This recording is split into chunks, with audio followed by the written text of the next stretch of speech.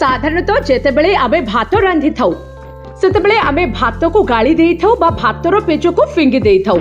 किंतु आजी मो आपणकू पेजर उपकारिता संपर्क रे कहिबी आउ आपण ताहा जानिले आपण आजि ठारू पेज को फिंगिबे नाही। हां दर्शक बंधु, काहेकि ना भातर पेज रे अधिक कैलोरी, विटामिन बी, ई, प्रोटीन रही थाए जहा कि आम शरीर पई बहुत उपकारी होई थाए। तेबे चलंतु आजिर वीडियो रे मो आपनको कहिबी पेजर उपकारिता संपर्क रे।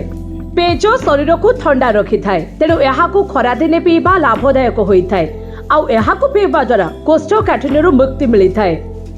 सेबली पेज पीबा द्वारा शरीर रे कैंसर प्रतिरोधक शक्ति वृद्धि पाई थाए। एहा व्यतीत पेज रे एमिनो एसिड रहिछि जहा केश मूल को मजबूत करी घन कला करि थाए, जहा जोगु आपणक केश साइन करि थाए। एथिपाई चाउल पानी बा पेज खूब लाभकारी बा सुरक्षित अटे। आ पेजर कोनोसी साइड इफेक्ट न थाए, तेणु सप्ताह को थरे दिथर आपण पेज बा चाउल पानी को आपणक केश रे लगाइबे एवं एहा परे गोटे घंटा परे शैम्पू करि परिबे, जहा द्वारा आपणक केश बहुत शाइन करिवो।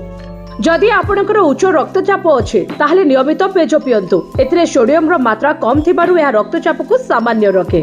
केवल एतिक नुहे, शरीर रे पानी अभाव रु डिहाइड्रेशन होई थाए। खास करी खरा दिने ए समस्या अधिक देखा दिए।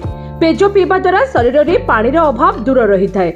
मुहरे 4 रु 5 मिनिट समय पर्यंत पेज को मसाज करबा द्वारा मुहरे थिबा कला दाग लिभि जाई थाए। व्रण समस्या मध्य दूर होई थाए। चाउल पानी बा पेज आपणक त्वचा को टाइट करी केश को सुस्थ रखि थाए। पेज रे अनेक पौष्टिक तत्व भरपूर मात्रा रे रही थाए। पेज रे लूण एवं जीरा मिसाई एनर्जी ड्रिंक प्रस्तुत करा जाई थाए। आउ एहा को पीले एहा शरीर पई बहुत लाभदायक होई थाए।